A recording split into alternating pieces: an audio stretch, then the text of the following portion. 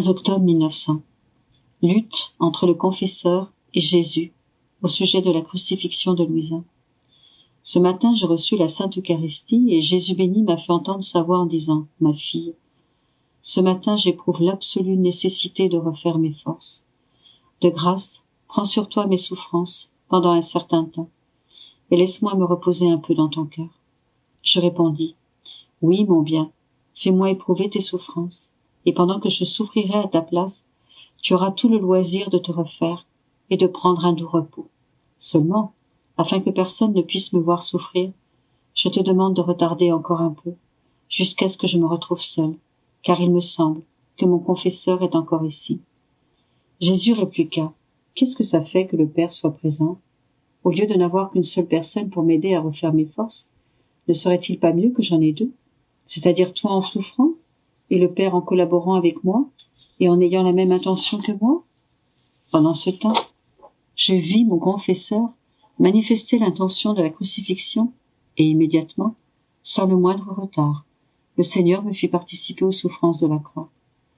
Après que je fus resté quelque temps dans ces souffrances, mon confesseur me rappela l'obéissance. Jésus se retira, et je cherchai à me soumettre à celui qui me commandait. Après un bref instant, mon doux Jésus revint. Il voulait me soumettre une seconde fois aux souffrances de la crucifixion, mais le Père ne voulait pas. Moi, quand je me conformais au désir de Jésus, c'est-à-dire à souffrir, Jésus venait. Lorsque mon confesseur voyait que je commençais à souffrir, il arrêtait la souffrance par l'obéissance, et Jésus se retirait. Je souffrais, bien sûr, une grande peine de voir Jésus se retirer, mais je faisais tout ce que je pouvais pour obéir.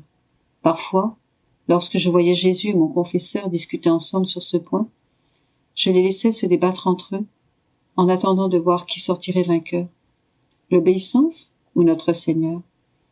Ah, il me semblait voir lutter l'obéissance, et Jésus, tous les deux puissants, capables de s'affronter dans un combat. Après une dure lutte, alors que j'allais voir qui était vainqueur, la maman reine vint, et en s'approchant du Père, elle lui dit « Mon fils, ce matin, c'est Jésus lui-même qui veut qu'elle souffre. Laisse-le faire. Autrement, vous ne serez pas épargnés, même pas d'une partie des châtiments. » À ce moment, le Père fut comme distrait pendant la lutte. Étant victorieux, Jésus me soumit de nouveau aux souffrances de la crucifixion, mais des souffrances tellement violentes et des douleurs tellement amères que je ne sais pas comment je suis restée vivante. Alors que je me croyais sur le point de mourir, l'obéissance me rappela de nouveau, et pour quelque temps, je me suis retrouvée en mon corps. Jésus béni refaisait ses forces, mais non encore satisfait, il revint, et, pour une troisième fois, il voulut répéter la crucifixion. Cependant, en s'armant de toutes ses forces cette fois-ci, l'obéissance se rendit victorieuse, et mon bien-aimé Jésus fut perdant. Malgré tout cela, Jésus s'essayait de temps en temps, dans l'espoir de pouvoir vaincre de nouveau l'obéissance, de sorte qu'il ne me donnait pas de repos. J'ai dû lui dire « Mais mon Seigneur, reste tranquille un peu, et laisse-moi en paix. Ne vois-tu pas que l'obéissance est armée et qu'elle ne veut pas céder devant toi? Sois donc patient. Si tu veux répéter la crucifixion pour une troisième fois, promets-moi de me faire mourir. » Jésus répondit « Oui, viens. » Je le dis au Père, et même en cela, l'obéissance demeura inexorable, malgré que mon doux bien m'appelait en me disant « Louisa, viens. » Je dis à mon confesseur que Jésus m'appelait, mais il riposta par un nom tranchant. Drôle d'obéissance que celle-là. Elle veut faire sa grande dame en tout et surtout. Elle veut s'introduire dans des choses qui ne la regardent pas, telle la question de mourir. Quelle belle affaire que d'exposer une pauvre malheureuse au danger de la mort, lui faire toucher du doigt le port du bonheur éternel, et, ensuite, pour se vanter qu'elle sait faire en tout sa grande dame, au moyen de la force qu'elle possède, elle retient l'âme et la fait croupir dans la misérable prison de son corps. Si on lui demande pourquoi elle fait tout cela, en premier lieu, elle ne répond pas. Et ensuite, dans son langage muet, elle dit « Pourquoi ? Parce que je suis une grande dame et que j'ai domination sur tout. » Il semble que si on veut demeurer en paix avec cette obéissance bénie, il faut une patience de saint. Non seulement une patience de saint, mais la patience de notre Seigneur lui-même. Autrement, on sera en continuel désaccord avec elle, parce qu'on traite avec elle qui aime à conduire les choses aux extrêmes. En voyant que devant l'obéissance, il ne pouvait pas du tout vaincre, le Seigneur béni s'apaisa et me laissa en paix. Il atténua mes souffrances et me dit, « Ma bien-aimée, par les souffrances que tu as vécues, j'ai voulu te faire éprouver la fureur de ma justice en la déversant un peu sur toi. Si tu pouvais voir clairement jusqu'où les hommes ont poussé ma justice et comment sa fureur s'est armée contre eux, tu tremblerais comme une feuille et tu ne ferais rien d'autre que de me prier de faire pleuvoir sur toi les souffrances. Il me semble que Jésus me soutint dans mes souffrances et que pour me redonner du courage, il me dit, « Je me sens mieux. Et toi ?» Je lui dis, « Ah, Seigneur, qui peut te décrire ce que je ressens ? Je me sens comme si j'étais broyée à l'intérieur d'une machine. J'éprouve un tel épuisement de mes forces que si tu ne m'infuses pas de la vigueur, je ne pourrai pas m'en remettre. » Jésus me répondit, « Ma bien-aimée, il est nécessaire que de temps en temps, tout au moins, tu éprouves avec intensité des souffrances. Premièrement pour toi, car aussi bon que soit un morceau de fer, si on le laisse longtemps sans le mettre dans le feu, il en vient toujours à contracter un peu de rouille. Deuxièmement, pour moi, si pendant longtemps je ne me déchargeais pas sur toi, ma fureur s'enflammerait d'une façon telle que je n'aurais aucun regard pour les humains et n'épargnerais personne. Et si tu ne prenais pas sur toi mes souffrances, comment pourrais-je maintenir ma parole donnée, d'épargner des châtiments à une partie du monde ? Après cela, mon confesseur vint et m'appela à l'obéissance. Ainsi, je revins dans mon corps.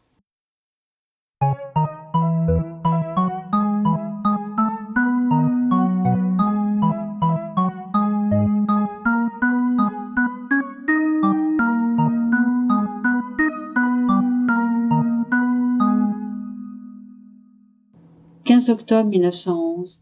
Louisa veut que Jésus brûle tout le monde d'amour. Jésus veut que Louisa brûle d'amour tout ce qui l'approche. » Ce matin bienheureux, Jésus s'est laissé voir tout brûlant d'amour. Le souffle qui sortait de lui était si brûlant qu'il semblait qu'il suffirait pour brûler tous les gens d'amour s'il le voulait. Alors je lui ai dit, « Jésus, mon amour, puisque ton souffle est comme un brasier, brûle tout le monde, donne de l'amour à tous, spécialement aux âmes qui le veulent. » Il répondit, « Toi, brûle tout le monde qui t'approche. » J'ajoutais, « Comment puis-je les brûler si moi-même je ne suis pas brûlée ?» Entre-temps, il semble qu'il voulait parler de châtiment. J'ai dit, « Tu veux vraiment te montrer impertinent ? Pour le moment, non. Après, on y pensera. » Il semble alors que les saints priaient mon doux Jésus de m'amener au ciel avec lui. J'ai dit, « Tu vois, Jésus, combien les saints sont bons. Ils veulent que tu m'amènes vers eux. Toi, non. Ce n'est pas que tu n'es pas bon, mais tu n'es pas bon avec moi, parce que tu ne m'amènes pas. » Jésus se retira, me laissant honteuse.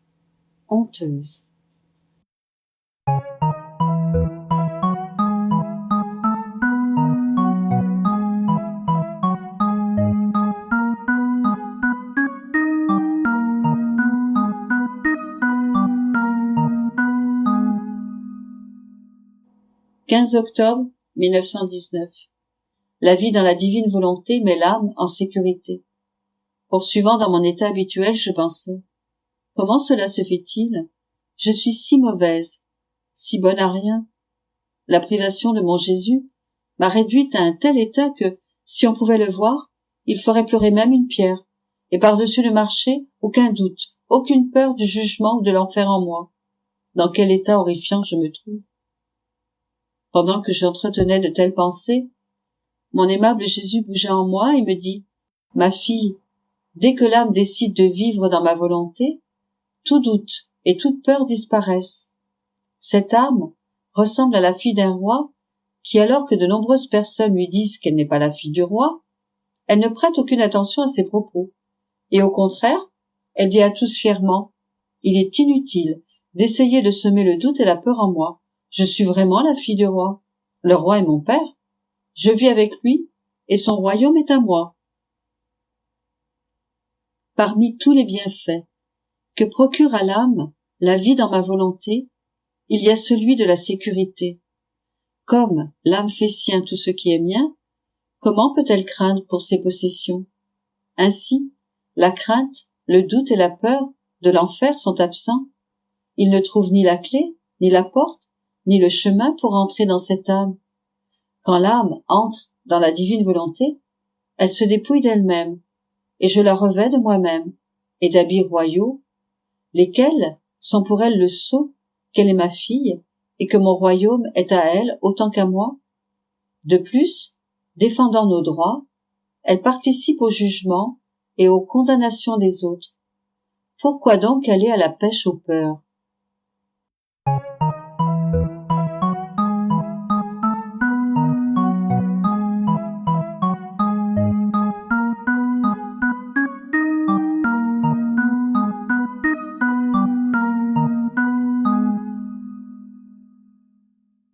15 octobre 1926. Comment l'âme possédera autant de gloire, de béatitude et de bonheur au ciel qu'elle aura acquis de divine volonté sur la terre. »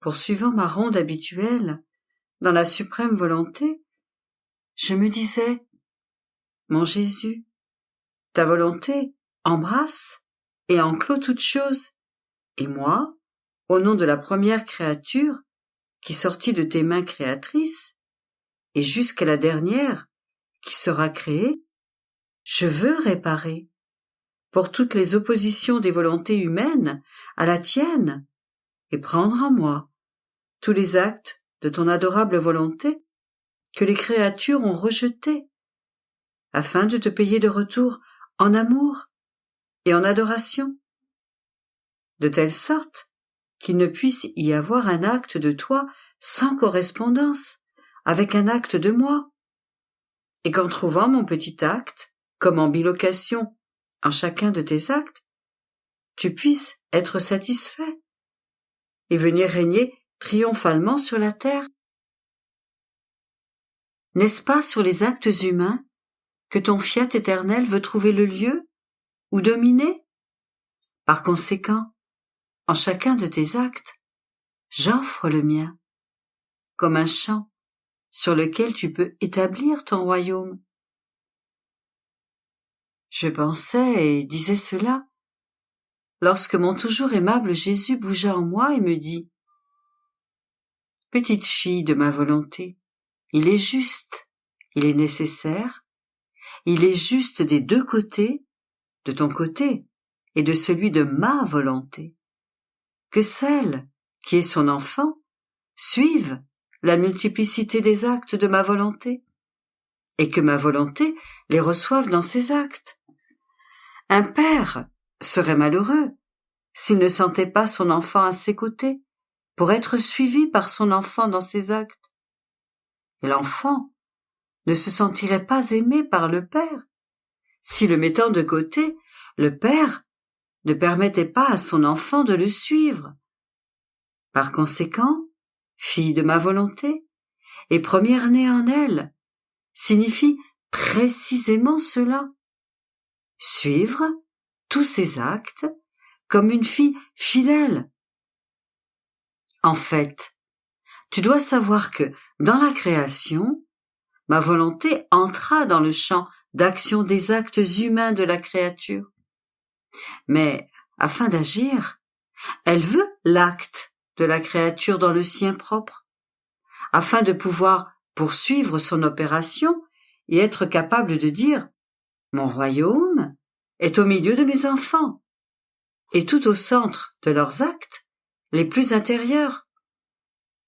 En fait, c'est dans la mesure où la créature prend ma volonté que j'étends en elle mon royaume, et qu'elle étend son royaume dans ma volonté.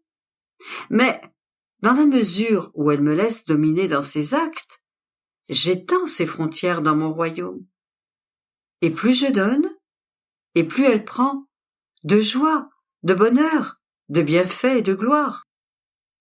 En fait, il est établi que dans la céleste patrie, elles recevront autant de gloire, de béatitude et de bonheur qu'elles auront enclos la divine volonté dans leur âme sur la terre.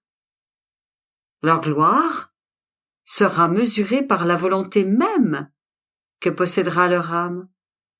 Elles ne pourront recevoir davantage parce que leur capacité et leur largeur sont formées par cette divine volonté qu'elles ont faite et possédée en vivant sur terre. Et même si ma libéralité voulait leur donner davantage, elle n'aurait pas l'espace pour le contenir, et tout déborderait à l'extérieur. Ma fille, de tout ce que ma volonté a établi de donner aux créatures, de tous ces actes, elles ont pris très peu. Elles en savaient très peu jusqu'à maintenant, parce que son royaume n'était ni connu, ni même possédé. Par conséquent, au ciel, le Père ne peut pas donner toute la gloire, ou toutes les joies, et tout le bonheur qu'il possède, parce qu'il se trouve parmi des enfants incapables et de petite stature.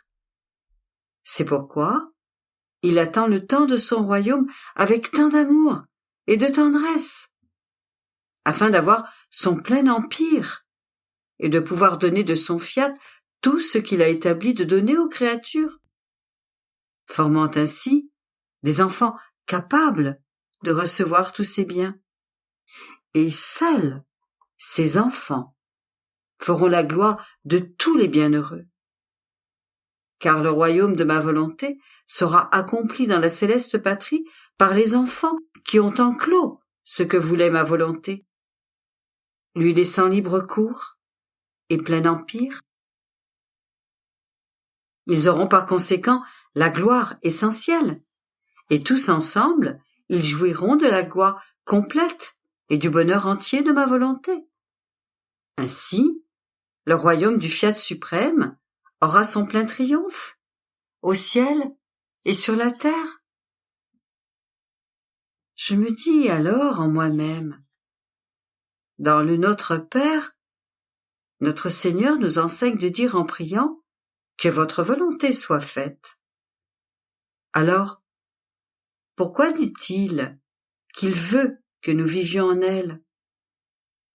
Jésus, toujours bienveillant, bougea en moi et me dit, ma fille, ce que votre volonté soit faite, que j'ai enseigné dans le Notre Père, signifiait que tous devaient prier, afin de pouvoir au moins faire la volonté de Dieu.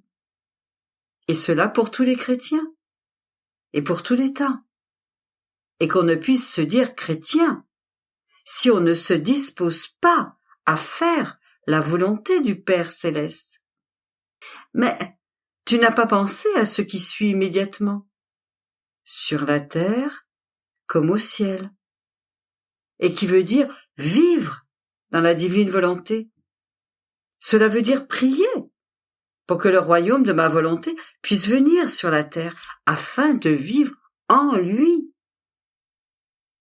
Au ciel, ils ne font pas ma volonté, mais vivent en elle. Ils la possèdent comme leur bien propre et leur propre royaume. Et s'ils la faisaient, mais ne la possédaient pas, leur bonheur ne serait pas complet, parce que le vrai bonheur commence dans le tréfonds de l'âme. Faire la volonté de Dieu ne signifie pas la posséder, mais se soumettre à ce qu'elle commande, alors que vivre dans ma volonté est possession. Par conséquent, dans le Notre Père, dans les paroles « que votre volonté soit faite », c'est la prière que tous peuvent faire la volonté suprême. Et sur la terre comme au ciel, que l'homme puisse retourner dans cette volonté d'où il est venu, afin de retrouver son bonheur, les biens perdus et la possession de ce divin royaume. «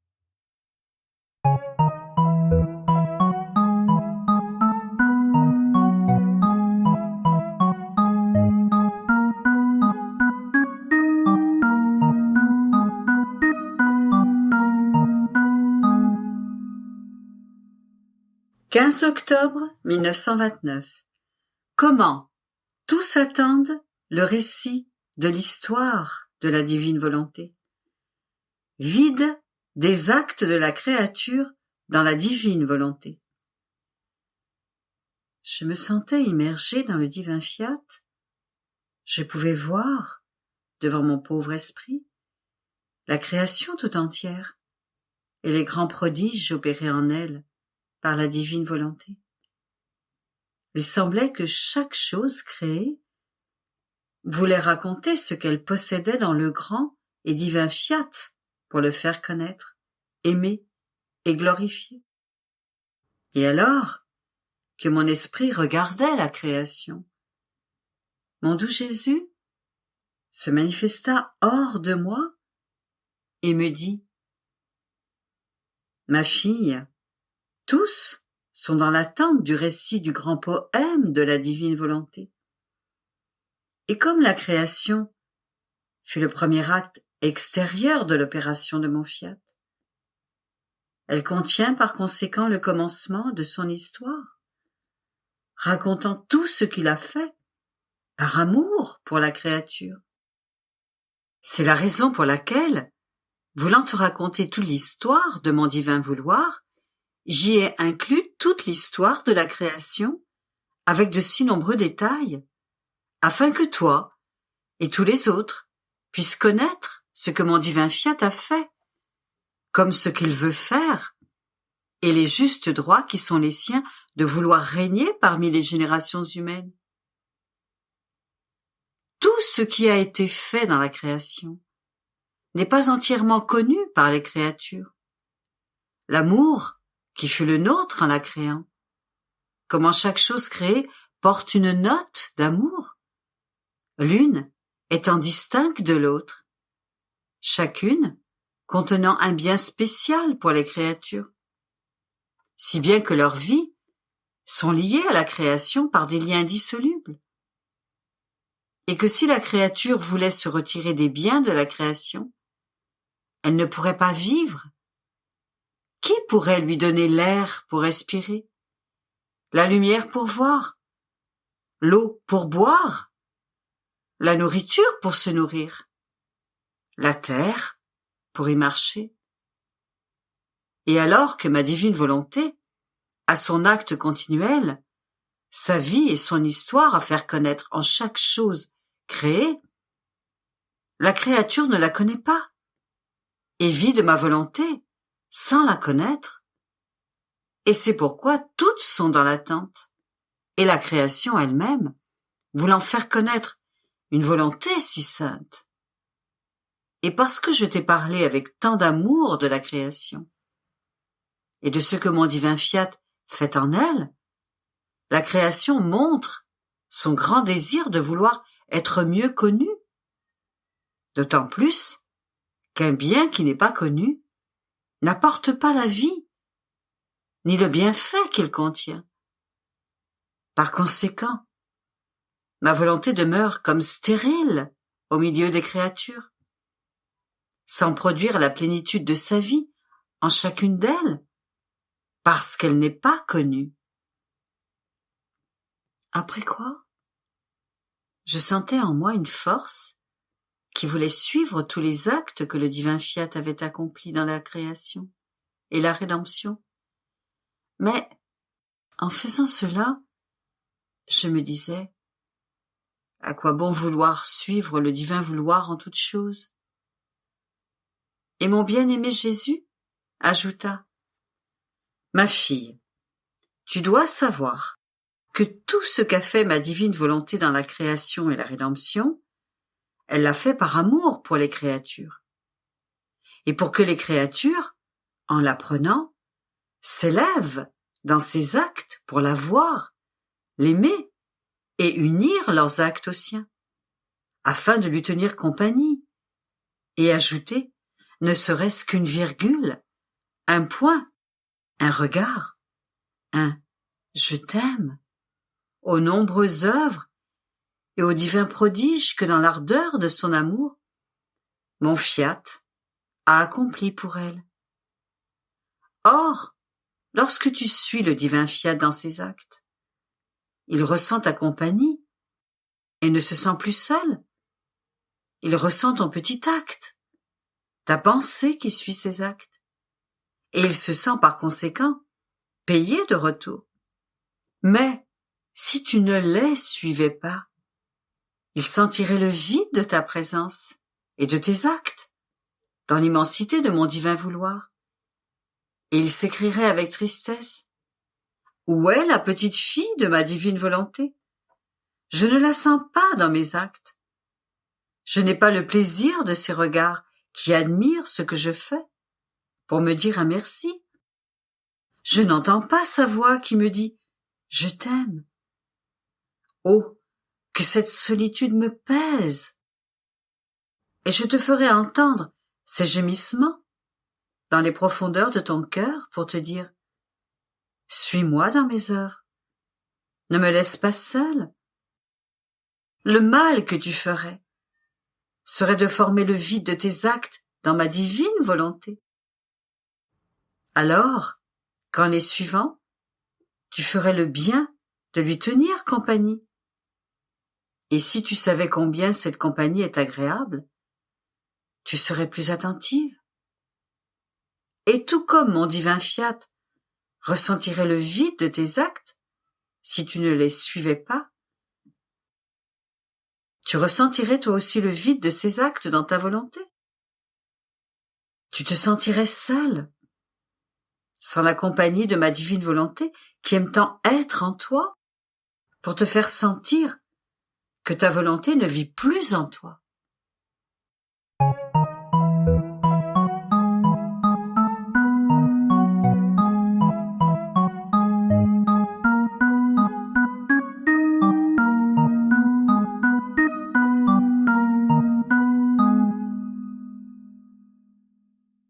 15 octobre 1933.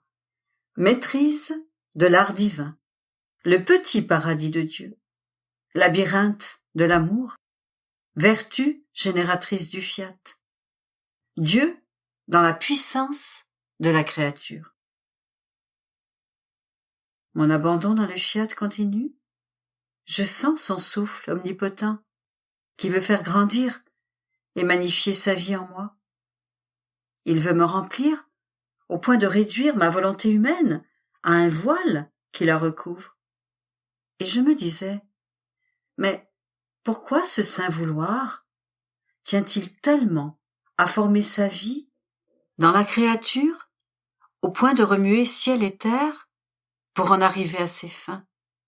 Et quelle différence y a-t-il entre la divine volonté comme vie et la divine volonté comme effet? Et mon toujours aimable Jésus, me serrant dans ses bras avec une indescriptible bonté, me dit: ma bienheureuse fille, rien n'est plus beau, plus sain, plus agréable et plus propre à me plaire et à me glorifier que la formation de la vie de notre divin vouloir dans la créature. En elle est alors créé un petit paradis où notre être suprême est ravi de descendre pour y faire son séjour. Nous avons alors 2 paradis, au lieu d'un seul, où nous trouvons nos harmonies, une beauté qui enchante, des joies très pures, qui redoublent notre bonheur d'avoir formé une vie de plus dans le petit cercle de la créature.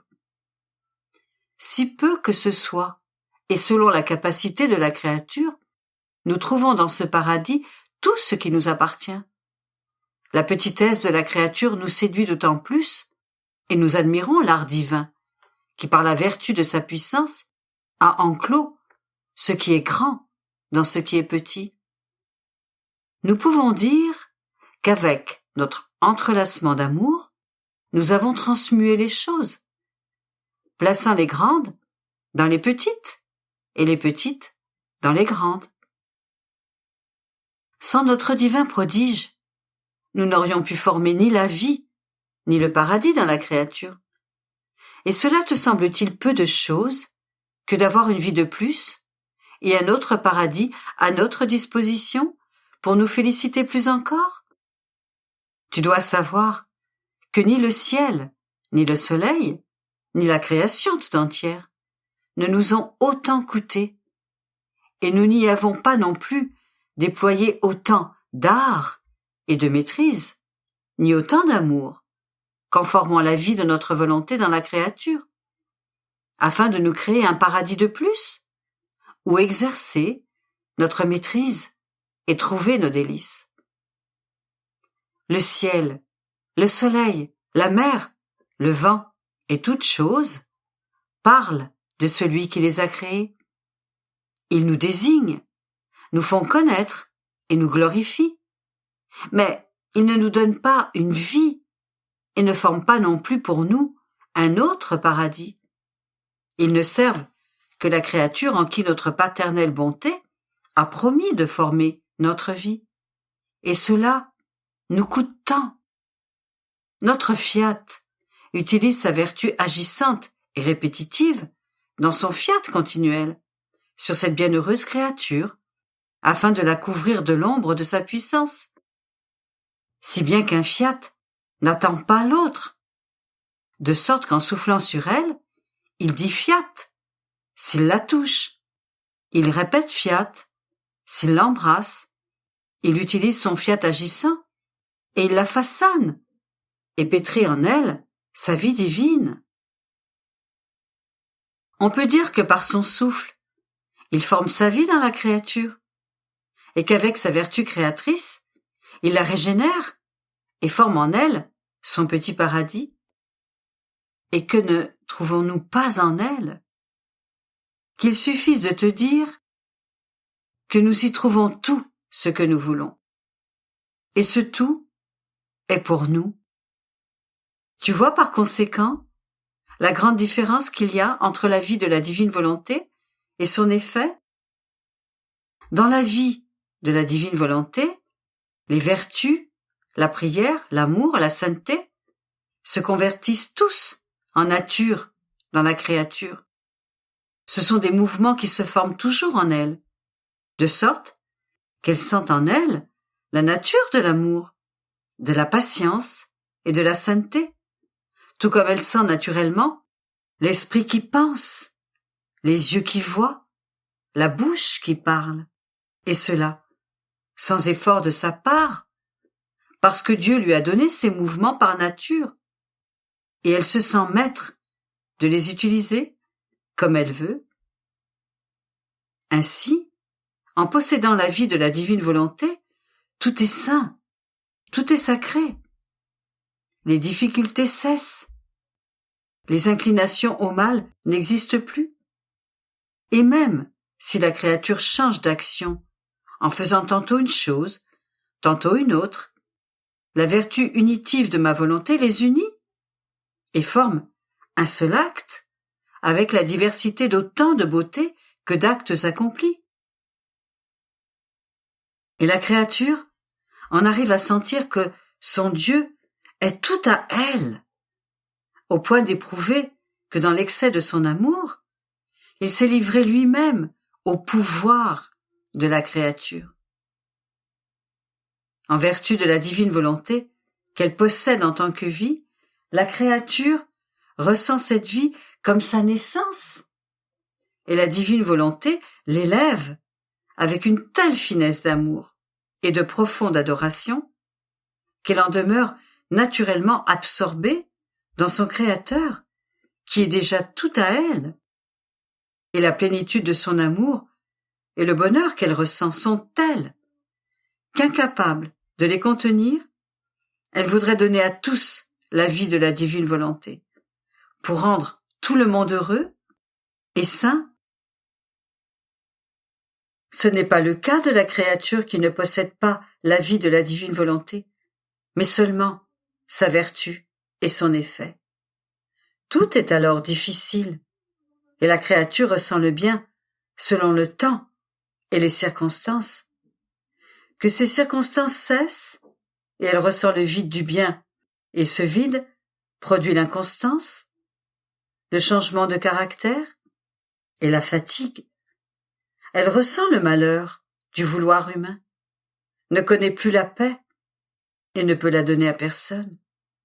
Elle ressent en elle le bien comme si elle sentait des membres disloqués ou en partie détachés, dont elle n'est plus maîtresse et qui ne la servent plus?